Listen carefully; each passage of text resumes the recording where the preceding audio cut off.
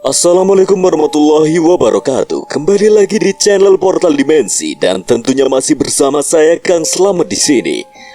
Kali ini Kang Slamet akan menceritakan sebuah kisah yang berjudul Antasena Mahendra, Keris Jagal Mayit, awal sebuah kebangkitan. Cerita ini ditulis oleh Ristori dan sebelum kita masuk ke ceritanya, buat kalian yang belum subscribe channel ini, tekan tombol subscribe-nya terlebih dahulu dan tekan tombol notifikasinya agar kalian tidak ketinggalan cerita terbaru dari Portal Dimensi. Gak usah berlama-lama lagi, langsung saja kita masuk ke ceritanya. Keris Jagal Mayit.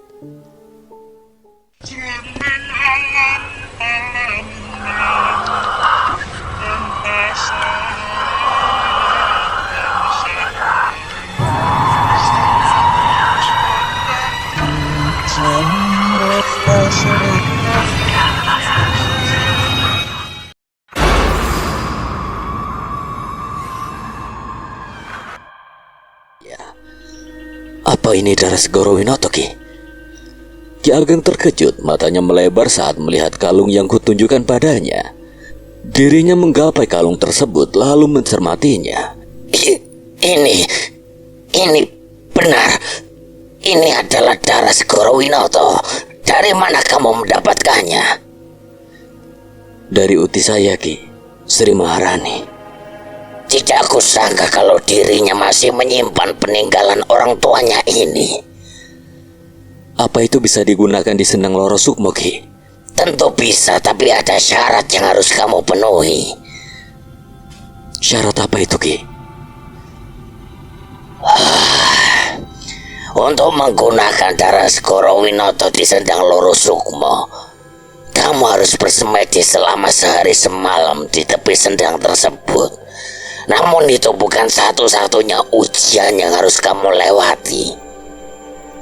Ki Ageng melanjutkan penjelasannya. Selama bersemedi, aku akan berhadapan dengan siluman buaya putih, penunggu Sendang Loro Sukmo.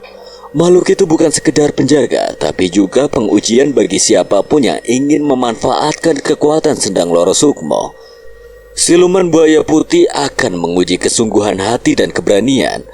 Hanya mereka yang benar-benar murni dan memiliki tujuan yang luhur yang bisa melewatinya. Aku merenung sejenak, memikirkan tantangan yang harus dihadapi. Ujian untuk berhadapan dengan siluman buaya putih terdengar menakutkan, namun tekadku untuk membebaskan diri dari kutukan Sukmo Leleno lebih kuat dari rasa takut itu. Apa kamu siap, Mahendra?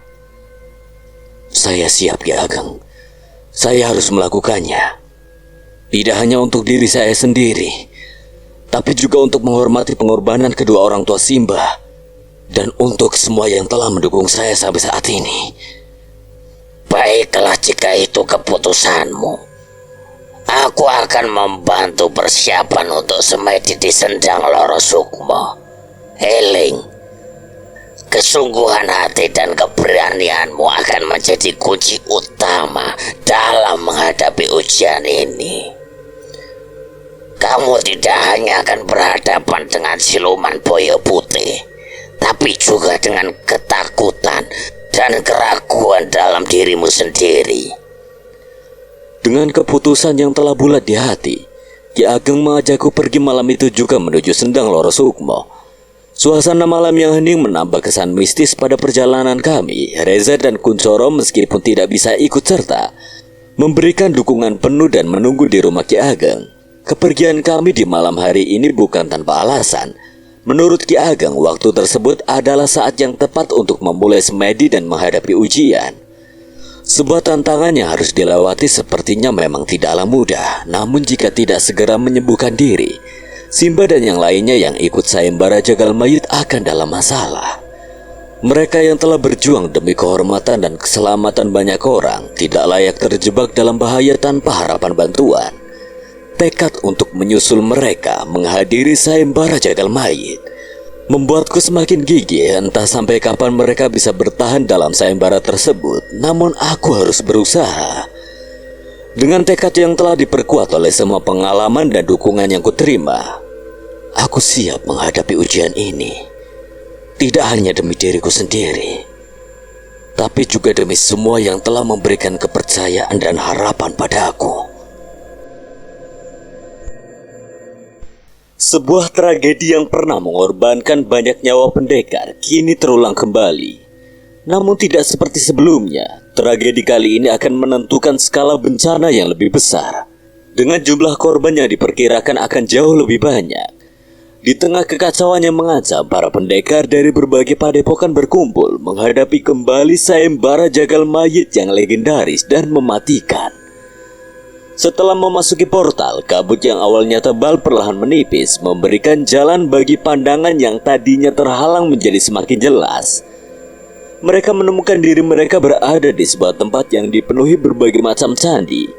Baik yang kecil maupun yang besar, semuanya tampak usang dan berlumut, tersapu oleh zaman. Namun yang paling mengejutkan bukanlah kondisi candi-candi tersebut, melainkan fakta bahwa lokasi mereka saat ini adalah sebuah tempat luas yang menyerupai halaman kerajaan. Di hadapan mereka terdapat sebuah bangunan yang tampaknya adalah tempat altar keris jagal mayit berada. Berbeda dengan masa lalu, kali ini mereka semua dihadapkan dalam satu tempat yang sama, bukan dipisahkan seperti sebelumnya.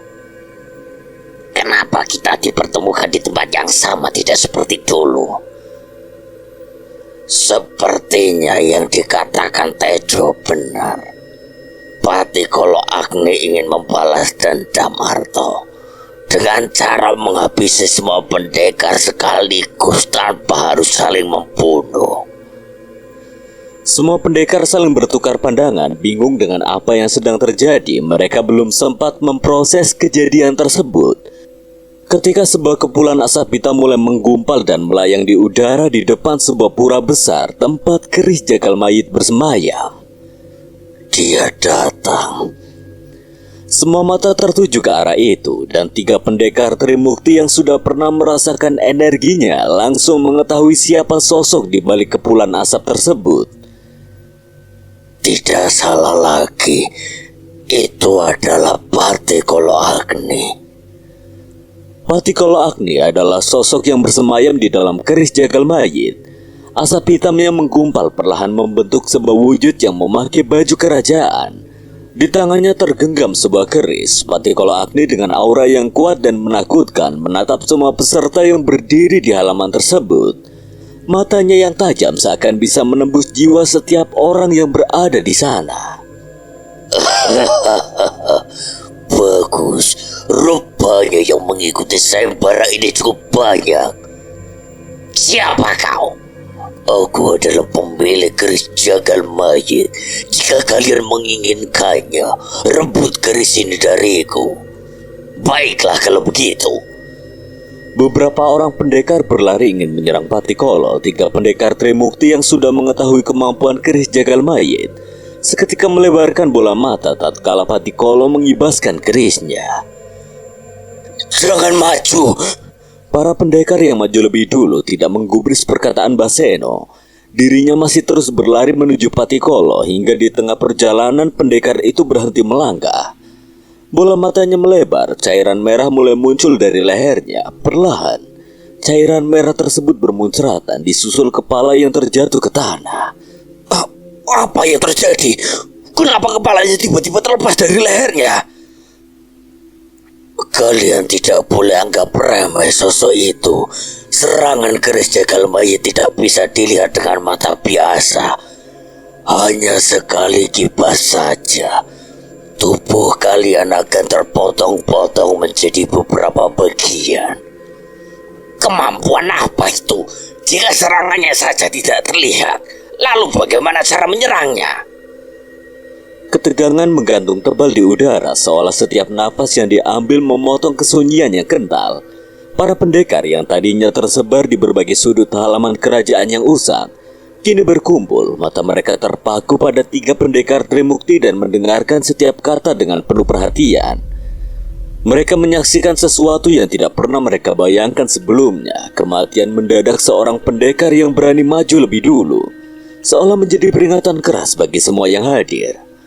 Padepokan-padepokan yang diwakili di tempat ini, dari Padepokan Surya Kencana, Padepokan Lembah Dewata, hingga Padepokan Segoro Madu dan yang lainnya, Semua menyaksikan dengan keterkejutan berita tentang keganasan keris jagal mayit dan misteri sayembara yang telah lama menjadi legenda.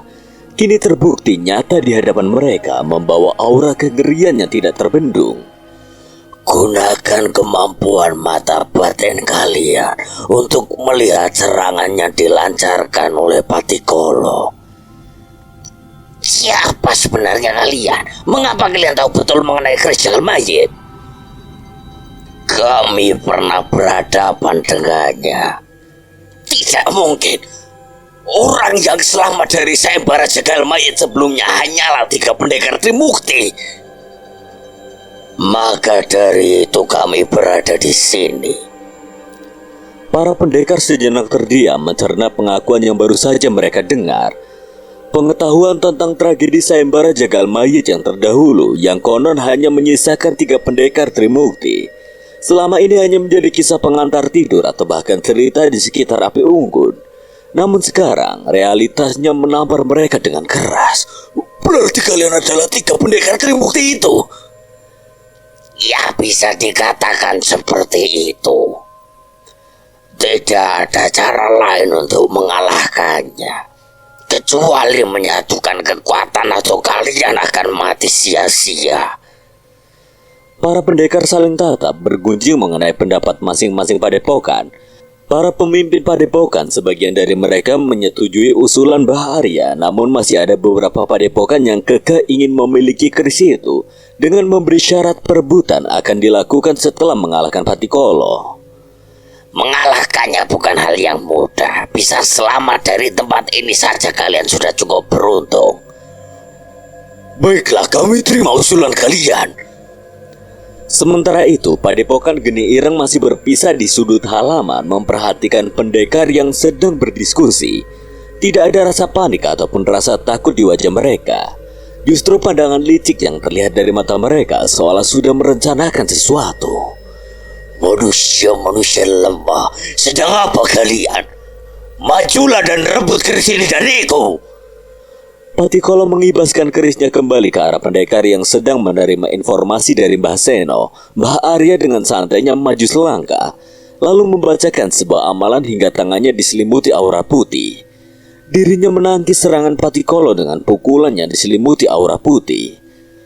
Keterkejutan terpahat jelas di wajah Patikolo saat melihat serangannya yang mematikan ditangkis dengan begitu mudah oleh Mbah Arya. Matanya yang tajam menatap mencoba memahami bagaimana bisa ada orang yang menyadari serangannya itu. Patikolo masih belum menyadari bahwa 3 pendekar yang dulu pernah menyegel dirinya kini berdiri di hadapannya, siap menghadapi dan mengulangi sejarah. Sementara itu para pendekar dari berbagai padepokan akhirnya menemukan kesepakatan bersama menerima usulan untuk bekerja sama menghadapi Patikolo. Mereka mengerti bahwa perpecahan hanya akan membuat mereka lebih mudah dikalahkan oleh musuh yang sangat kuat ini. Semua bersatu kecuali padepokan Geni Ireng yang masih terpisah dan memperhatikan dari kejauhan. Dengan raut wajah yang sulit untuk ditebak, seperti ada sesuatu yang mereka rencanakan. Sebuah strategi atau mungkin cara licik yang masih tersembunyi dalam bayang-bayang. Hebat sekali. Rupanya ada orang yang cukup menarik di sini. 3 pendekar Trimukti berdiri sejajar. Semua padepokan sudah siap mengikuti instruksi mereka. Demit yang gila kekuasaan. Untuk apa kau bangkit kembali, Patikolo? Siapa yang sudah melepaskan segelmu? Kau tidak perlu tahu siapa yang sudah membebaskanku. Kalian bertiga mengingatkanku pada 3 orang anak muda yang kurang ajar yang sudah menyegelku. Patikolo mencermati mereka bertiga. Mbah Arto mengeluarkan keris miliknya, sedangkan Mbah Arya dan Mbah Seno sudah siap dengan tasbih yang terlilit di tangan masing-masing. Melihat persiapan mereka, ekspresi Patikolo berubah menjadi sangat kesal. Matanya melebar, sebuah aura gelap dan pekat mulai terpancar dari tubuhnya, menggambarkan amarah yang memuncak. Bagus sekali kalian berada di sini. Akan aku balas perbuatan kalian yang sudah menyegelku kembali. Tidak akan aku biarkan kalian semua keluar hidup-hidup dari tempat ini. Kesadaran Patikolo akan identitas 3 orang parubaya di hadapannya semakin jelas. Ketiganya adalah pemuda yang telah menyegelnya di masa lalu. Dendam yang terpendam lama terpancar jelas dari sikap Patikolo. Kepulan asap gelap semakin menggumpal di sekelilingnya, lalu perlahan menipis, memperlihatkan wujud asli Patikolo yang lebih menakutkan dengan taring dan kuku panjang. Energi yang dipancarkan kali ini jauh berbeda dari pertarungan kita terdahulu. Dia benar-benar berada dalam puncak kemarahannya. Tetap waspada ya. Saat Patikolo melepaskan energinya, lingkungan di sekitar mereka menjadi sangat gusar. Candi-candi kuno yang telah usang dan diselimuti oleh zaman mulai menunjukkan retakan yang kemudian berubah menjadi runtuhan. Angin kencang tiba-tiba berhembus begitu kuat hingga beberapa pohon besar tumbang. Daun-daun dan debu berterbangan menciptakan suasana yang menegangkan. Energi yang dipancarkan Patikolo tidak hanya terasa sebagai ancaman bagi para pendekar, tapi juga bagi seluruh eksistensi di tempat itu. Mengubah halaman kerajaan kuno ini menjadi medan pertempuran yang penuh dengan aura ketegangan dan kehancuran. Patikolo dengan langkah penuh niat dan aura hitam yang semakin menggumpal, menancapkan keris jagal mayit ke dalam tanah, kemudian mengangkat kepalanya ke langit. Matanya terpejam dan mulutnya mulai melafalkan mantra dalam bahasa Jawa kuno. Suaranya bergema mengisi kesunyian yang mendadak muncul, menembus keheningan yang menegangkan. Apa yang terjadi? Ini adalah kemampuan keris jagal mayit, seperti yang dikatakan guru dahulu. Keris jagal mayit mampu membangkitkan para pendekar yang sudah menjadi korbannya. Tanah di sekitar tempat keris itu tertancap mulai bergetar. Tanah retak dari dalamnya. Perlahan-lahan muncul mayat-mayat hidup. Mereka adalah para pendekar yang telah menjadi korban keris jagal mayit di masa lalu. Beberapa di antaranya masih mengenakan pakaian pendekar lengkap dengan senjata khas mereka. Dari keris berkarat hingga pedang yang patah memancarkan aura yang suram dan menyeramkan. Sial, jumlah mereka banyak sekali. Sepertinya mereka bukanlah mayat hidup biasa, Seno. Mayat-mayat hidup itu berdiri tegak, mata mereka kosong tanpa jiwa, namun di wajah mereka terpancar niat untuk bertarung. Seolah-olah mereka masih terikat oleh dendam dan keinginan untuk berperang yang tidak pernah terpuaskan. Keberadaan mereka menambah ketegangan di medan pertempuran, menciptakan suasana yang semakin mencekam dan menakutkan bagi semua yang hadir. Para pendekar yang menyaksikan fenomena menyeramkan ini merasakan dingin yang menusuk tulang. Kehadiran mayat hidup itu tidak hanya meningkatkan jumlah musuh, tapi juga menambah unsur psikologis pada pertarungan yang sudah penuh dengan ketidakpastian. Namun dengan kesadaran penuh atas tantangan yang mereka hadapi, mereka mengumpulkan keberanian untuk melawan, berharap dapat mengatasi ancaman dari Patikolo dan mayat hidup yang telah dia bangkitkan. Inilah pasukan abadi milikku. Mereka adalah para pendekar yang sudah kukalahkan. Sebentar lagi kalian juga akan menjadi seperti mereka. Tidak ada jalan lain lagi. Lebih baik mati melawan daripada harus mati karena menyerah. Mendengar perkataan Mbah Arya, semangat para pendekar dari berbagai padepokan yang telah bersatu kembali membara. Mereka kompak meneriakkan pekikan perang, sebuah sinyal kesatuan dan keteguhan hati untuk menghadapi musuh yang menakutkan ini. Suasana yang tadinya dipenuhi rasa takut dan ketidakpastian seketika berganti menjadi tekad yang kuat untuk melawan. Habisi mereka semua. Patikolo dengan senyum sinisnya mengisyaratkan pasukan mayat hidup untuk menyerang. Dengan langkah serempak yang mengerikan, mayat-mayat hidup itu mulai maju. Tiap langkah mereka meninggalkan jejak energi negatif yang menebal di udara. Namun sebelum pasukan mayat hidup itu sempat bergerak jauh, Mbah Arya melesat lebih dulu menggunakan ajian wiraga kencana miliknya. Tubuhnya meliuk-liuk membelah pasukan mayat hidup dengan kecepatan yang luar biasa. hingga akhirnya menghantamkan pukulan ke arah Patikolo. Tetapi dengan kecepatan yang mengejutkan, Patikolo berhasil menangkis serangan itu dengan menggenggam tangan Mbah Arya. Kau pikir bisa mengenaiku dengan mudah? Para pendekar yang lainnya mulai mengikuti langkah Mbah Arya. Mereka mengeluarkan seluruh kemampuan mereka, menggunakan teknik bela diri dan ilmu batin masing-masing. Suasana pertarungan menjadi sangat dinamis dengan kilatan cahaya dari energi ilmu batin yang menyinari medan perang yang kelam. Kali ini aku tidak akan kalah untuk yang ketiga kalinya dari Trajayan Daru. Patikolo mengangkat kerisnya mengarahkannya ke jantung Mbah Arya.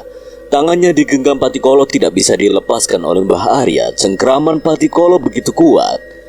Dirinya tidak bisa lagi menghindar dari serangan Patikolo, namun tanpa diduga, dari sisi kanan dan kiri Patikolo, Mbah Arto menggunakan keris miliknya dan Mbah Seno menggunakan pukulan yang ia aliri energi tasbih, sudah siap melancarkan serangannya. Sadar akan hal itu, Patikolo melepaskan tangan Mbah Arya lalu melompat mundur. Kamu tidak apa-apa, yo? Tidak apa-apa, toh. Mbah Arya selangkah lebih maju dari Arto dan Seno. Dirinya penasaran dengan perkataan Patikolo yang mengatakan kalau dirinya tidak akan kalah untuk yang ketiga kalinya dari Trajayan Daru. Apa maksud perkataanmu tadi? Siapa Trajayan Daru yang pernah mengalahkanmu selain diriku? Tidak sudi aku menyebut nama orang itu. Patikolo kesal, dia tidak ingin menyebut nama orang yang sudah menyegelnya pertama kali di altar. Sepertinya kau punya masa lalu yang kelam dengan keluargaku, hingga menyebut namanya pun membuatmu takut.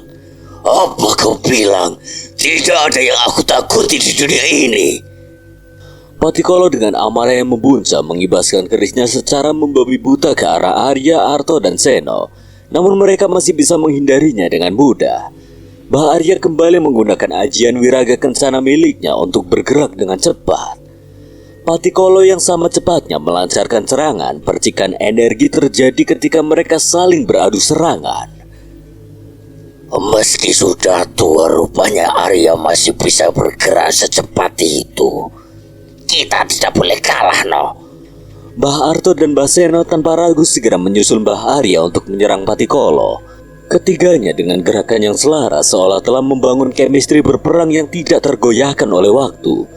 Serangan mereka datang secara bersamaan dari berbagai arah, membuat Patikolo harus berputar badan menghadapi serangan yang datang tanpa henti.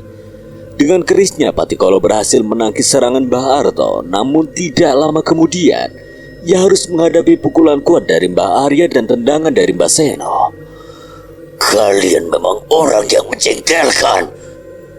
Dengan amarah yang semakin memuncak, Patikolo menghentakkan kaki ke tanah, menciptakan gelombang energi hitam yang dahsyat. Kekuatan itu menerjang Mbah Arya, Arto, dan Seno, membuat mereka terpental mundur.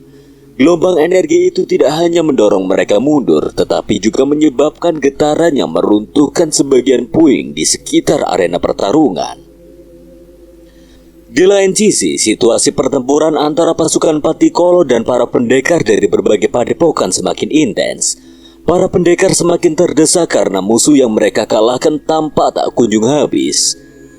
Mayat hidup yang dibangkitkan oleh Patikolo seakan tidak terbatas. Setiap kali satu jatuh, lainnya bangkit kembali menambah daftar tantangan yang harus dihadapi.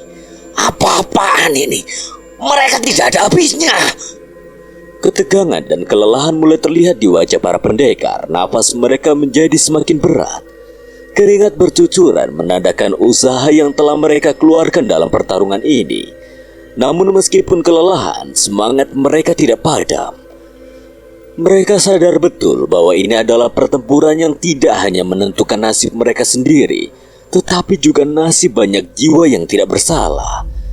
Mbah Arya, Arto, dan Seno meskipun terpental dan merasakan dampak dari gelombang energi hitam, mereka bangkit kembali. Mereka tahu bahwa mereka adalah harapan terakhir untuk menghentikan Patikolo dan mencegah tragedi berdarah terus berlanjut. Dengan pandangan yang tajam, mereka kembali menyusun strategi, siap untuk menghadapi gelombang selanjutnya dari serangan Patikolo. No, gunakan kemampuan tasbih kembarmu untuk menjaga stamina kita. Dengan tubuh tua seperti ini, Kita tidak akan bisa menahannya lebih lama lagi tanpa kemampuan tasbihmu. Tidak bisa. Kenapa tidak bisa? Apa kamu lupa amalan yang diajarkan guru? Bukan itu masalahnya. Tapi tasbihku sekarang hanya tinggal satu. Sedangkan yang satunya lagi ada di cucumu Mahendra, yo. Mbah Arya seketika menepuk jidat. Ia lupa kalau tasbih kembar Seno yang satunya berada di tangan Mahendra. Ada apa, pendekar? Apa kalian sudah merasakan kelelahan akibat tubuh tua itu? Tidak ada cara lain lagi. Kerahkan semua kemampuan yang ada. Fokuskan setiap serangan ke arah tangan yang megang keris. Kita harus memisahkannya. Perjuangan mereka berat dan penuh dengan pengorbanan menjadi bukti akan ketabahan dan keberanian yang tak terkira. Pertempuran ini bukan hanya tentang kemenangan, tetapi tentang tekad yang tidak pernah padam untuk melawan kegelapan dan mendapatkan kembali kedamaian. Di sisi lain, saat malam mulai menyelimuti desa Lembah Wetan, 3 orang pemuda, Arlingga, Aswan, dan Suko, baru saja melangkah masuk ke desa yang telah menjadi tujuan perjalanan mereka. Desa yang berada di sebuah lembah dikelilingi oleh hutan lebat dan pegunungan yang menjulang tinggi. Itu seharusnya memberikan kesan yang hangat dan menyambut, namun apa yang mereka temui justru keheningan yang mencekam. Lampu-lampu dari rumah penduduk hanya menerangi secuil kehidupan. Sisanya tertelan oleh kegelapan malam. Suasana di desa itu sunyi, tidak terdengar suara kehidupan apapun kecuali sesekali angin malam yang berhembus, membawa dingin yang menusuk hingga ke tulang. Kedamaian malam itu memberikan kontras yang mencolok dengan gelombang energi besar yang mereka rasakan. Energi yang berasal dari arah hutan Lembah Wetan. Apa kalian merasakannya? Energi hitam milik siapa ini? Aura intimidasinya begitu kuat. Kemungkinan sayembara jagal mayit sudah dimulai. Mereka bertiga segera menuju ke warung kopi tempat Arlingga menginap. Di sana mereka menemukan Mbah Tejo. Meski malam telah larut, Mbah Tejo tampak tenang menikmati malam dengan secangkir kopi dan rokok tingwe di tangannya. Duduk sendirian di bawah cahaya lampu yang remang-remang. Kehadiran Arlingga, Aswan, dan Suko membuat Mbah Tejo terkejut, seolah-olah ia telah menantikan kedatangan mereka. Mbah, apa yang terjadi? Dan energi hitam itu... Benar, Arlingga. Sayembara jagal mayit sudah dimulai. Lalu apakah kakek Lingga sudah berangkat ke sana, Mbah? Ya, kakekmu bersama 2 sahabatnya telah berangkat sejak beberapa waktu yang lalu. Mbah Tejo menoleh ke arah Aswan dan Suko. Dirinya seperti merasakan sesuatu dari kedua anak muda yang datang bersama Lingga. Mereka siapa, Lingga? Oh iya, aku lupa untuk memperkenalkan mereka. Arlingga kemudian memperkenalkan Aswan dan Suko kepada Mbah Tejo dan menjelaskan bahwa mereka berdua sama seperti dirinya adalah cucu dari 3 pendekar Trimukti. Cucu dari pendekar Trimukti? Mbah Tejo dengan nada yang terkejut, sejenak matanya membulat, tak percaya dengan apa yang baru saja ia dengar. Ini sungguh tak terduga. Bagaimana mungkin generasi penerus 3 pendekar Trimukti bisa tiba bersamaan di sini? Apakah sebelumnya kalian memang sudah saling mengenal? Kami baru mengenal sewaktu ingin menuju ke sini, Mbah. Dan kebetulan tujuan kita sama. Tapi tadi kakekmu sempat menitipkan pesan pada saya, Lingga. Dirinya ingin kamu menunggunya di sini. Tapi Mbah, aku tidak bisa kalau hanya menunggu di sini selagi kakek mempertaruhkan nyawanya. Mbah Tejo memperhatikan ketiganya dengan seksama, mencari tanda-tanda keraguan yang mungkin ada. Namun yang ia temukan hanyalah keberanian dan keteguhan hati yang bersinar dari mata mereka. Dengan senyum yang mengembang, ia kembali berbicara. Saya sudah duga kalau kamu pasti akan menolaknya. Jika hanya dirimu saja yang menyusul ke sana, aku pasti akan menahanmu bagaimanapun caranya. Tapi karena kamu datang dengan mereka, Entah mengapa ada perasaan untuk membiarkan kalian pergi. Mbah Tejo merasakan kehadiran mereka bukan hanya kebetulan, melainkan takdir yang telah tertulis. Ekspresi terkejut masih melingkupi wajahnya, seolah-olah menggambarkan rasa heran dan kagum atas ketentuan takdir yang mempertemukan mereka. Terima kasih banyak atas pengertiannya, Mbah. Pergilah, akhiri tragedi berdarah ini. Mereka bertiga mengangguk lalu berpamitan pada Mbah Tejo untuk menyusul 3 pendekar Trimukti. Berhati-hatilah dan pastikan kalian semua kembali dengan selamat. Arlingga, Aswan, dan Suko dengan langkah tegap melintasi kegelapan hutan Lembah Wetan. Namun di tengah perjalanan, langkah mereka tiba-tiba terhenti. Di depan mata, mereka merasakan adanya energi gaib yang kuat, seolah membatasi satu tempat yang sakral. Sepertinya kita harus menembus energi gelap itu. Kalau begitu, biar aku yang depan. Aswan memejamkan mata sembari menggenggam kalung pasopati miliknya. Perlahan aura putih muncul membentuk kubah yang mengelilingi mereka bertiga. Ayo kita maju. Mereka bertiga kembali mengambil langkah. Dengan adanya energi Asoka, mereka dapat dengan mudah melewati pembatas tersebut. Mereka tiba di sebuah lokasi misterius di mana seharusnya portal gaib itu berada. Namun apa yang mereka temui hanyalah kekosongan yang membingungkan. Portal yang seharusnya menghubungkan mereka ke arena sayembara jagal mayit tampaknya telah lenyap tanpa jejak. Di mana sayembara itu dilaksanakan?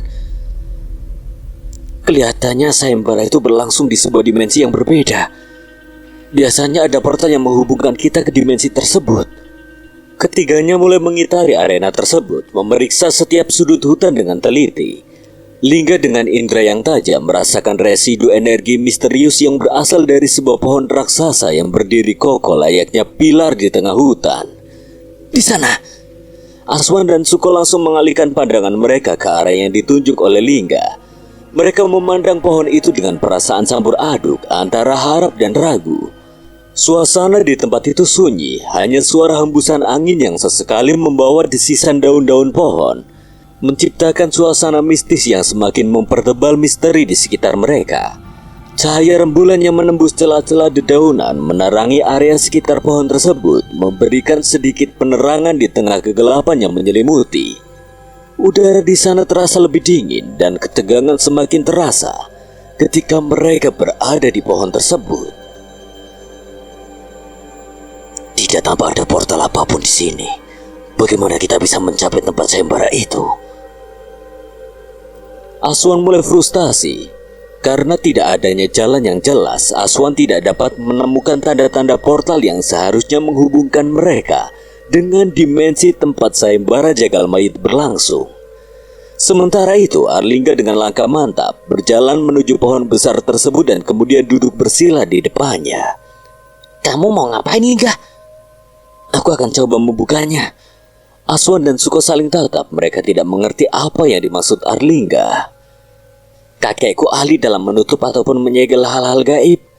Sebaliknya, dia juga bisa membukanya. Aswan mencermati perkataan Lingga. Dirinya teringat kembali mengenai kejadian di Alas Talangan. Waktu itu Mbah Senola yang menutup kembali gerbang Alas Talangan. Arlingga menangkupkan kedua tangannya, mulutnya mulai komat-kamit seperti membacakan satu amalan. Tiba-tiba angin mulai berhembus, membawa kabut yang perlahan-lahan muncul dari tengah pohon besar tersebut. Kabut itu semakin tebal dan akhirnya berubah menjadi pusaran yang menyerupai portal. Itu portalnya.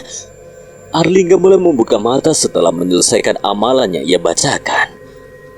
Kau hebat, Lingga. Seharusnya hanya orang dengan ilmu batin tinggi yang bisa melakukan itu.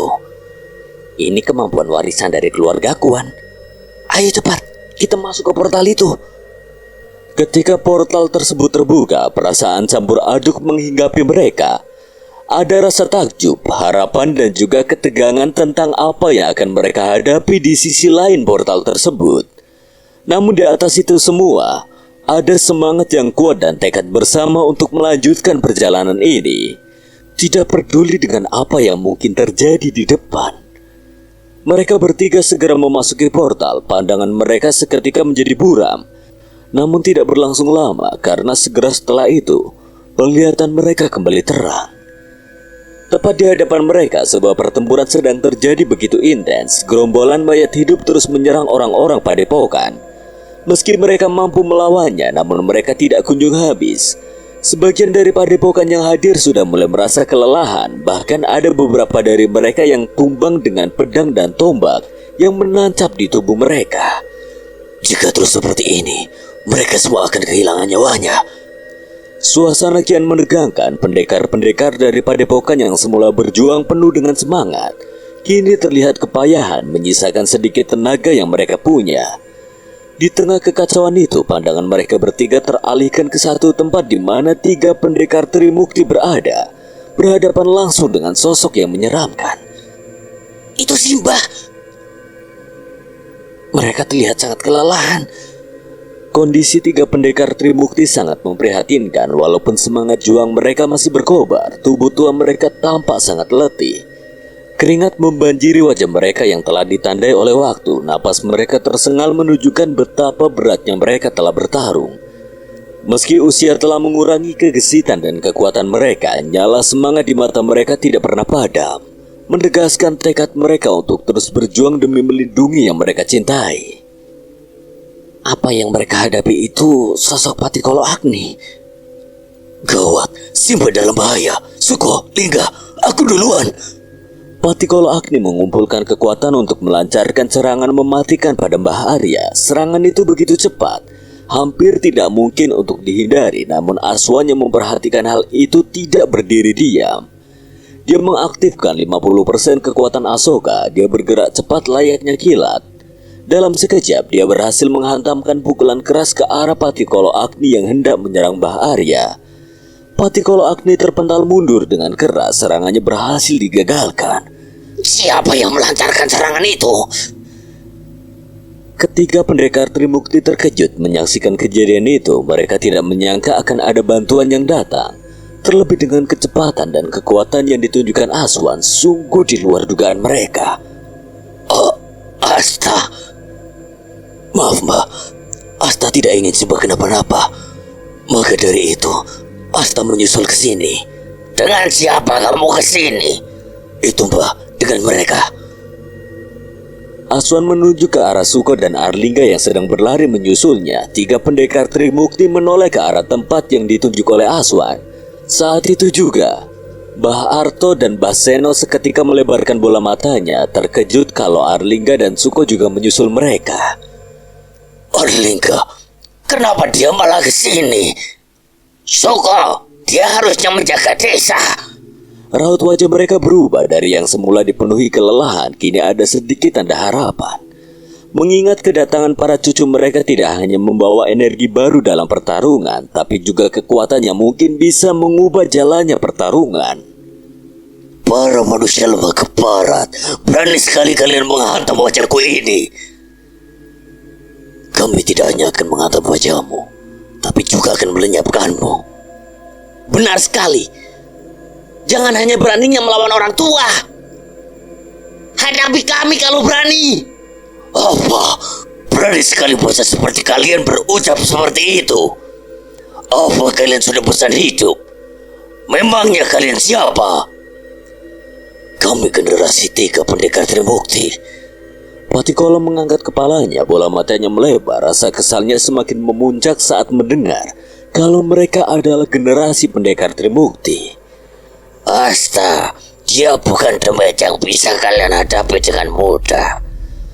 Aswan menatap tajam ke arah Patikolo Agni, mengumpulkan seluruh keberaniannya untuk menghadapi musuh yang begitu kuat. Ia tahu bahwa mengalahkan sosok kuat Patikolo bukanlah tugas yang mudah. Namun ia juga sadar betul bahwa ia dan teman-temannya tidak bisa hanya diam diri selagi mereka mempertaruhkan nyawa. Asta tahu kalau tidak mudah untuk mengalahkannya. Seharusnya Simba dan yang lainnya juga tahu hal tersebut, kan? Tapi yang menjadi pertanyaan, kenapa kalian masih ingin menghadapinya? Ketika pendekar Trimukti terdiam, energi di sekitar mereka semakin memanas. Suasana semakin tegang. Aswan, Lingga, dan Suko berdiri sejajar, siap untuk pertarungan yang akan menentukan nasib banyak orang. Aku ingin mengikuti jejak Simba dan pendekar Trimukti lainnya. Kami mungkin belum sekuat kalian, tapi kami punya tekad yang sama kuatnya untuk melindungi yang kami cintai. Walaupun kekuatan kami belum sebanding dengan Patikolo, tapi kami punya keberanian dan semangat untuk tidak menyerah.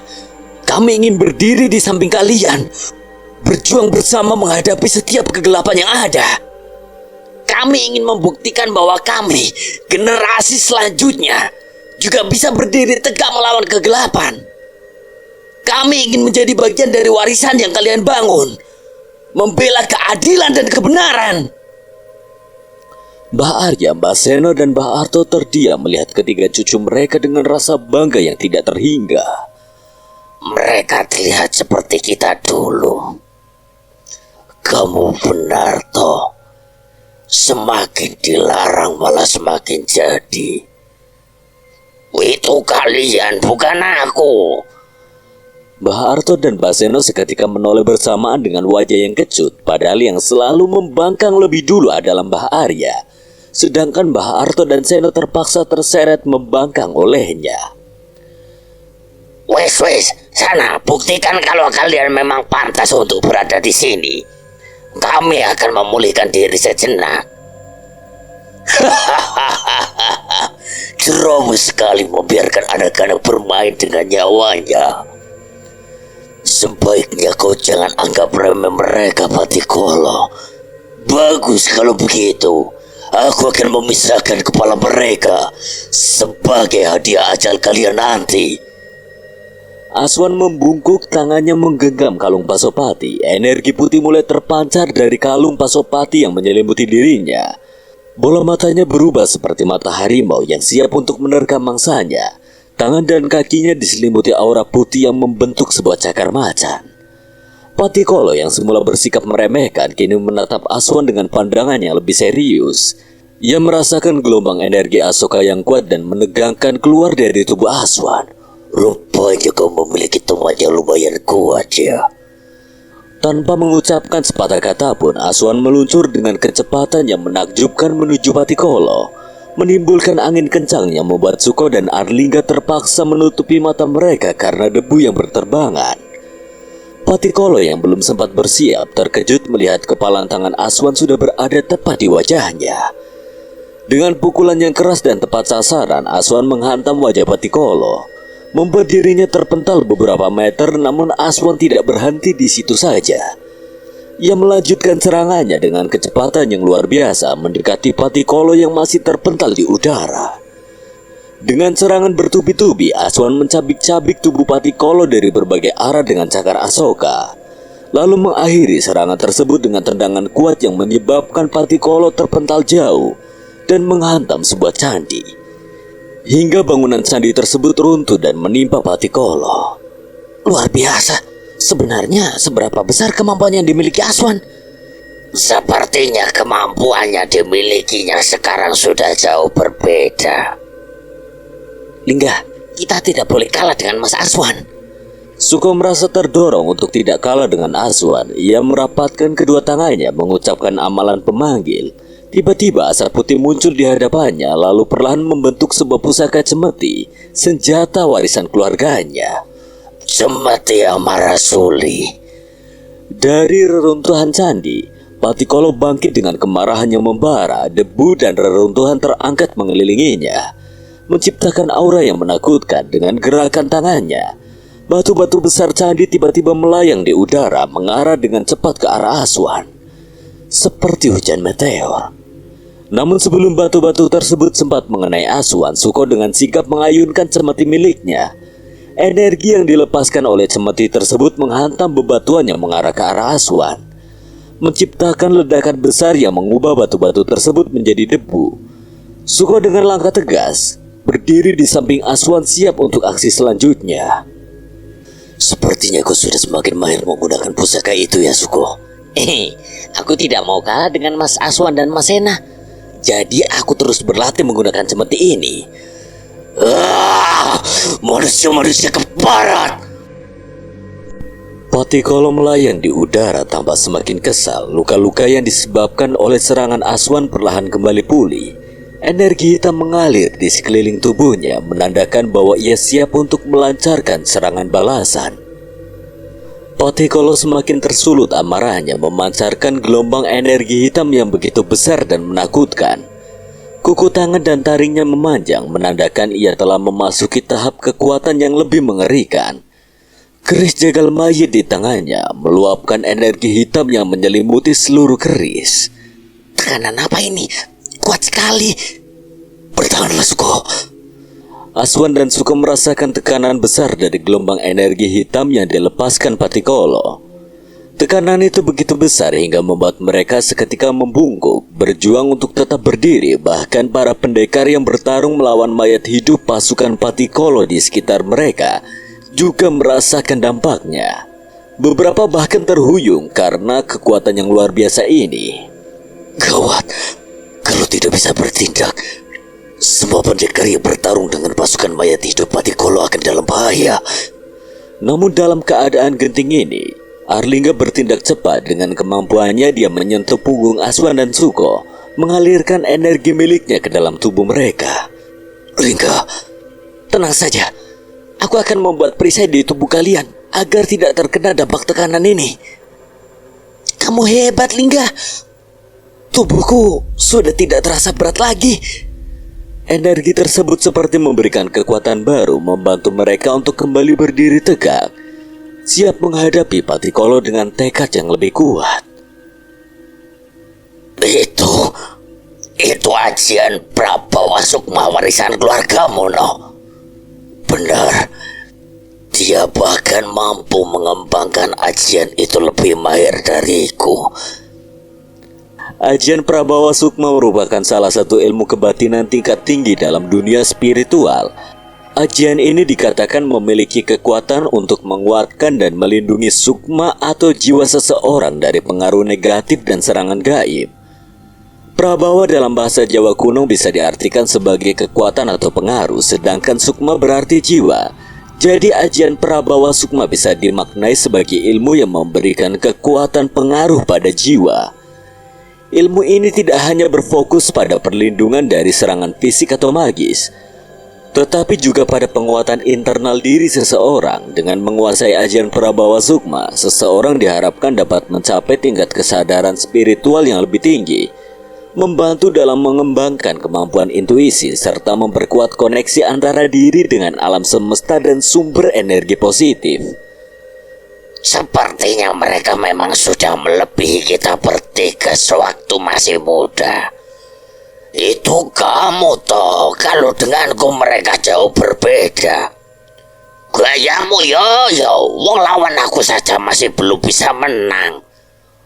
Aku tidak menggunakan kekuatan sepenuhnya untuk melukai teman toh. Alasan wae. Padahal aku juga baru pakai seprapat kemampuanku. Wong kok dari dulu sampai tua seperti ini masih wae senang debat. Lebih baik persiapkan diri kalian untuk segala kemungkinan yang akan terjadi. Ini sedang berada di medan pertempuran, bukan tempat latihan. Mbah Arya dan Mbah Arto seketika terdiam. Hanya Mbah Senola yang bisa mengendalikan mereka berdua. Mereka kembali memperhatikan kembali cucu-cucu mereka yang sudah siap bertempur kembali. Arlingga mengambil langkah strategi selanjutnya. Dengan kemampuannya, ia melemparkan sebuah paku emas ke 4 titik di sekeliling mereka, seolah menciptakan sebuah ruang terbatas. Paku-paku tersebut menancap di tanah, dan dari setiap paku tersebut, energi mulai mengalir dan membentuk sebuah dinding energi yang membatasi area tempur mereka dengan Patikolo. Dengan ini, kekuatannya tidak akan berdampak pada pendekar yang bertarung. Ruang yang diciptakan oleh Arlingga ini tidak hanya membatasi ruang gerak Patikolo, tetapi juga mengisolasi tekanan energi hitamnya. Para pendekar yang sebelumnya terkena dampak dari gelombang energi hitam kini merasa lega. Tekanan yang mereka rasakan sebelumnya telah hilang, memungkinkan mereka untuk kembali fokus pada pertarungan masing-masing tanpa gangguan dari energi mengerikan Patikolo. Dengan keadaan seperti ini, Aswan, Suko, dan Arlingga sekarang lebih siap dari sebelumnya untuk menghadapi Patikolo. Mereka bersatu tidak hanya dengan kekuatan fisik tetapi juga dengan strategi dan kekuatan magis, membuktikan bahwa kebersamaan dapat melawan bahkan kekuatan tergelap sekalipun. Pertarungan mereka dengan Patikolo yang sekarang terisolasi dalam ruangan yang dibuat oleh Arlingga akan menjadi pertarungan yang akan menentukan nasib banyak orang. Di bawah langit malam yang luas, di mana bintang-bintang berkelip seperti matahari yang jauh, sebuah takdir tertulis, tak terlihat namun terasa, memandu setiap langkah di jalan kehidupan. Seperti benang merah yang terikat erat, tak terlihat oleh mata namun terasa oleh hati. Perlahan menuntun takdirku membawa aku menuju jalan yang harus aku tempuh. Dalam kegelapan malam yang pekat di tengah bisikan alam yang misterius, aku menemukan diriku berdiri di ambang perjalanan yang tidak hanya akan menguji keberanian fisik, tapi juga kekuatan jiwa. Malam itu aku mengikuti langkah Ki Ageng Sutawijaya, menyusuri kegelapan yang menyelimuti desa Loro Sukmo, beranjak menuju keheningan yang hanya bisa kudapati di tengah hutan. Di balik kegelapan malam, rasa penasaran dan kecemasan bergantian menerpa pikiranku. Aku berharap dapat menemukan kesembuhan dari kutukan Sukmo Leleno yang telah membelenggu diriku. Cahaya obor di tangan Ki Ageng menjadi penerangan satu-satunya kami, membelah kegelapan memandu kami melalui jalur setapak yang semakin menyempit. Suara hutan malam, desahan angin, bisikan daun membuatku merasa seolah-olah ada sesuatu yang mengintai dari balik kegelapan. Sudah lama sekali sendang itu tidak pernah dikunjungi siapapun karena kehilangan keajaibannya. Terlebih lagi ada siluman buaya putih yang menjaganya. Siluman itu memang sejak dulu sudah berada di sana, Ki? Tidak. Dirinya berada di sana setelah orang tua Sri Maharani mengorbankan dirinya. Konon dirinya diperintah oleh seseorang. Untuk apa orang itu memerintah siluman, Ki? Entahlah, tidak ada yang tahu apa tujuannya. Begitu ya. Setelah menempuh setengah jam perjalanan, kami tiba di sebuah pembukaan tanah. Terlihat pagar besi tua yang berdiri tegak, seolah menjadi batas antara dunia nyataku dengan dunia yang penuh misteri. Kita sudah sampai. Ki Ageng mendorong pagar itu, berderit menambah suasana yang cukup menegangkan. Di depanku terbentang sendang Loro Sukmo, airnya tampak tenang namun menyimpan misteri dalam kegelapan malam. Ki Ageng Sutawijaya menghentikan langkahnya di tepi sendang dan aku pun berhenti di sampingnya. Di depanku, sendang Loro Sukmo tampak tenang, namun sebuah energi gaib yang kuat dan tidak terjelaskan menyelimuti tempat tersebut. Aku merasakan getaran aneh di sekelilingku, seolah-olah air sendang itu berbisik, menceritakan kisah lama yang belum terungkap. Saat mataku menelusuri sekeliling sendang, tatapanku terhenti pada dua buah makam yang berdiri sejajar.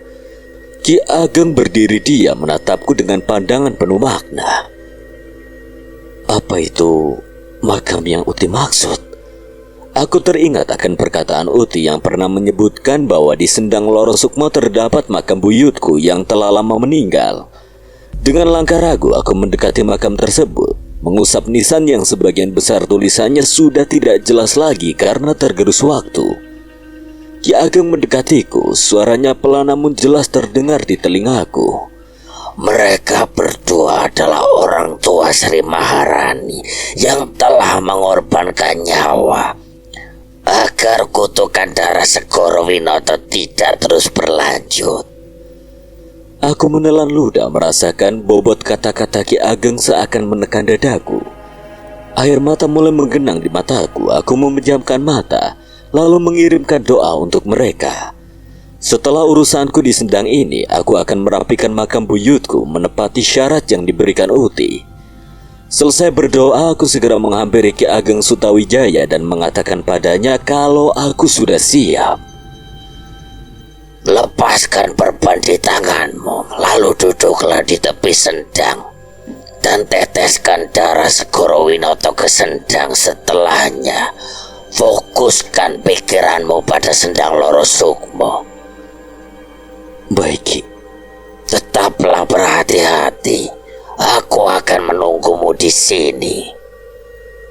Saat aku melepaskan perban yang melilit tanganku, sebuah desakan misterius merasuki pikiranku, mengingatkanku akan pentingnya momen ini.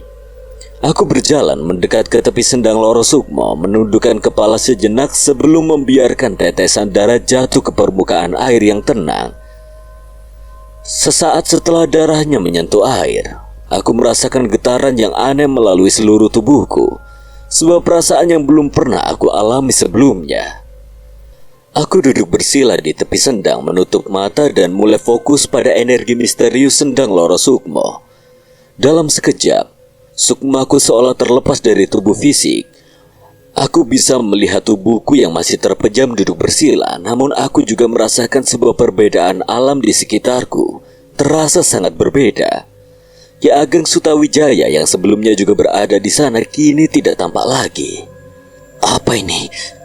Kenapa sukmaku terlepas dari tubuh? Mau apa kau kesini manusia? Siapa itu?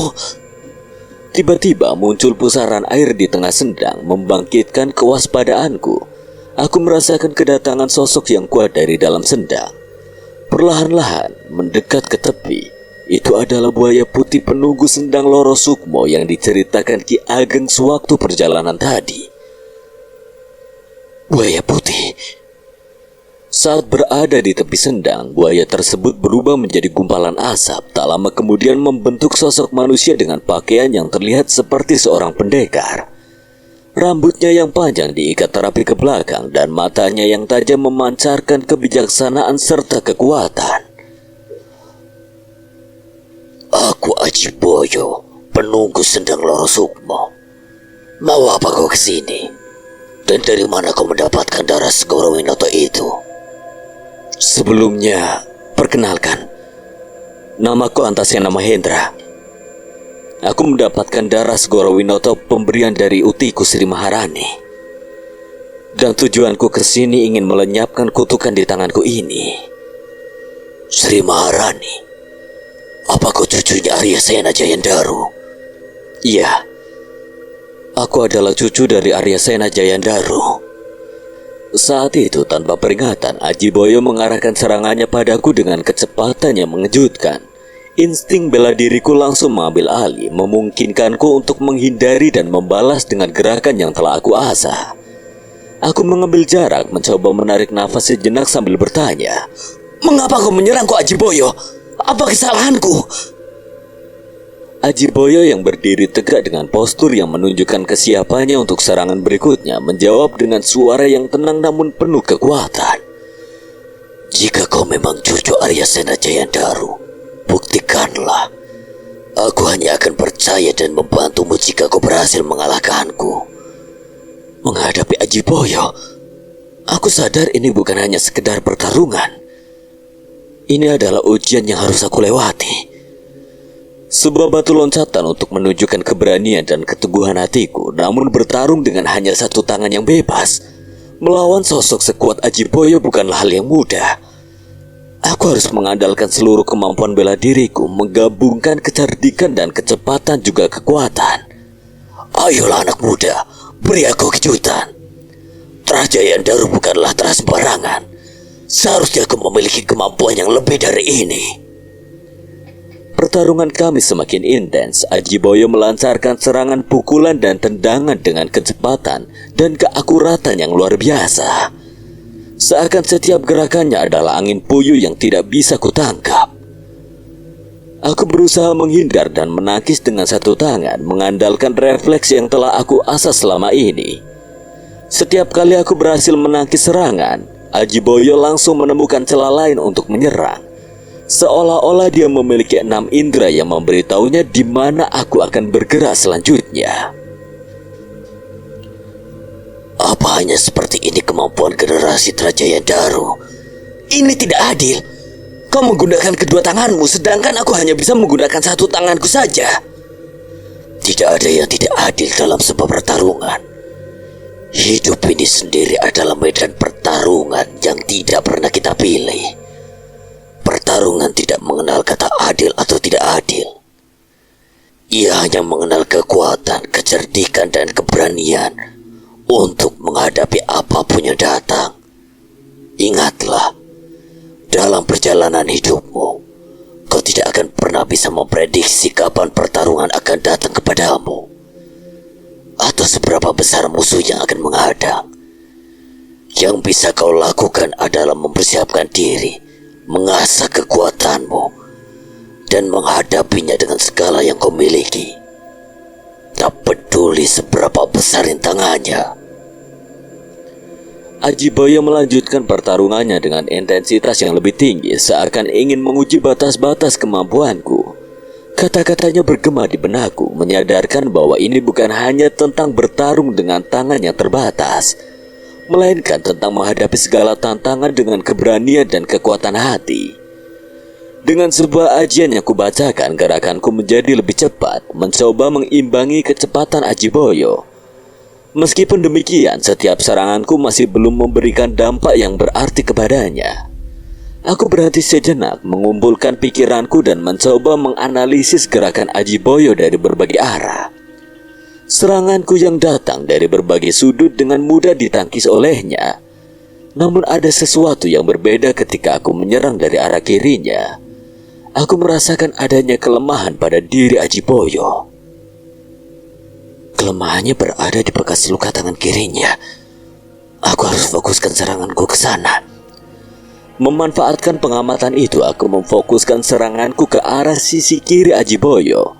Meskipun dia masih dapat menangkis pukulanku dengan tangannya, wajahnya terlihat menahan sakit. Ada rasa percaya diri yang tumbuh dalam diriku, mengerti bahwa ini adalah momen yang harus aku manfaatkan. Aku membacakan ajian Braja Musti di tangan kiriku, lalu menghubungkannya dengan ajian Wiraga Kencana untuk bergerak dengan cepat. Aku melompat menuju sisi kanan. Ajiboyo mengikuti pergerakanku. Dengan bantuan sebilah batu besar sebagai pijakan, aku melesat ke sisi kiri. Ajiboyo yang merasa terkecoh hanya bisa melebarkan bola matanya ketika aku berpindah tempat. Akan aku akhiri dengan ini.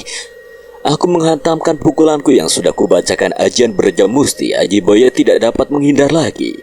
Dirinya mengangkat kedua tangannya untuk menangkis pukulanku, namun percuma saja. Dirinya terkena serangan telak dariku hingga terpental ke dalam sendang. Dengan ini, aku harap aku telah membuktikan diriku, Ajiboyo. Aku mengambil napas dalam-dalam menunggu responnya, berharap bahwa aku telah memenuhi ujian dan akan mendapatkan bantuan yang kucari untuk melepaskan kutukan yang telah membelenggu tanganku ini. Ajiboyo melompat dari dalam sendang sembari mengibas-ibaskan tangan kirinya yang terkena seranganku. Dari wajahnya terlihat jelas kalau dirinya merasa kesakitan. Hebat sekali, kau bisa berpikir secepat itu. Baiklah, aku mengakuinya. Terima kasih banyak atas pengertiannya. Setelah pertarungannya menegangkan, Ajiboyo menghampiriku. Wajahnya yang tadinya tegang kini menunjukkan tanda-tanda kelembutan. Dengan langkah yang mantap, dia mengajakku mendekati tepi sendang Loro Sukmo. Masuklah ke dalam sendang. Airnya akan menyembuhkan kutukan pada tanganmu. Dengan hati yang berdebar, aku melangkah perlahan ke dalam air sendang. Segera setelah kakiku merasakan dinginnya air, aku merendamkan tanganku yang terkena kutukan. Sebuah sensasi hangat menyelimutiku, kontras dengan dinginnya air. Tiba-tiba asap hitam mulai menggumpal dan menguar dari tanganku. Aku menatap dengan takjub ketika asap itu perlahan berpencar, membawa bersama kegelapan yang telah membelenggu tangan ini. Saat asap hitam itu semakin menipis, aku menyaksikan perubahan yang ajaib pada tangan kananku. Kulit yang semula hitam pekat mulai memudar, warnanya berangsur-angsur kembali seperti sedia kala. Aku merasakan sensasi geli di setiap ujung jari, sebuah tanda bahwa kutukan itu tidak hanya memudar secara visual, tetapi juga kekuatannya yang membelenggu gerakan tangan kananku mulai hilang. Perlahan aku mengangkat tanganku dari air, menatapnya dengan tidak percaya. Kulitku kini terlihat normal, sehat dan berwarna sama dengan tangan kiriku. Aku menggerakkan jari-jariku satu persatu. Dengan keheranan, setiap sendi bergerak tanpa rasa sakit atau hambatan. Seolah-olah kutukan itu tidak pernah ada. Tidak hanya itu, aku merasakan kekuatan baru mengalir dalam tanganku, seakan-akan air sendang telah mengisi ulang kekuatan yang lama terkunci oleh kutukan. Dengan penuh rasa syukur, aku menatap Aji Boyo yang kini berdiri di tepi sendang dengan senyum yang menenangkan. Tanganmu itu tidak hanya sembuh dari kutukan. Energi positif dari sendang ini juga memperkuat tanganmu itu. Aku juga merasakan seperti ada yang berbeda dari tanganku ini. Entah mengapa, seperti ada kekuatan yang meluap. Pergunakan kekuatanmu untuk membela kebenaran dan lenyapkan semua kegelapan yang akan menghadangmu. Terima kasih banyak atas bantuannya, Mbah atau Ki. Panggil saja aku Ki Aji Boyo. Baiklah Ki. Aku dan Ki Aji Boyo duduk di tepi sendang. Saat itu aku rasa penasaran mengenai seseorang yang memerintahkan dirinya untuk menjaga sendang ini. Membuatku tidak bisa menahan untuk bertanya langsung padanya. Ki, kalau boleh tahu, siapa yang memerintahkan Ki Aji untuk menjaga sendang ini? Ki Aji Boyo dengan tatapan yang mendalam menjawab, Aku di sini atas perintah Abisena Jayandaru buyutmu. Setelah aku dikalahkannya, beliau berpesan agar sendang ini tidak lagi menjadi sumber pertumpahan darah. Abisena Jayandaru ingin sendang Loro Sukmo dijaga sebagai sumber kekuatan bagi mereka yang berhak dan berhati tulus, bukan sebagai alasan untuk pertikaian. Kata-kata Ki Aji Boyo membuatku merenung. Kisah keluargaku yang kaya akan perjuangan dan pengorbanan tiba-tiba menjadi sangat nyata di hadapanku. Jadi, perjuangan buyut Abisena bukan hanya soal kekuasaan, melainkan lebih kepada melindungi dan memelihara kebaikan. Abisena Jayandaru adalah orang yang bijaksana. Dia memahami bahkan kekuatan sejati bukan berasal dari kekuasaan untuk menguasai, tetapi dari kekuatan untuk melindungi dan mempertahankan kebenaran. Itulah sebabnya dia memastikan sendang Loro Sukmo terjaga, agar kekuatan di dalamnya tidak jatuh ke tangan yang salah. Aku merasa bangga mendengar cerita tentang buyutku, Abisena Jayandaru. Kebanggaan itu membangkitkan semangatku untuk mengikuti jejaknya, memanfaatkan kekuatan baru yang baru saja kudapatkan untuk tujuan yang mulia. Terima kasih Ki Aji Boyo untuk semuanya, untuk pelajaran hari ini, pertarungan yang telah kita lalui, dan terutama penyembuhan kutukan pada tanganku. Aku berjanji, kekuatan yang kini mengalir dalam diriku akan aku gunakan untuk mempertahankan kebenaran dan mengusir kegelapan, sesuai dengan amanat buyut Abisena.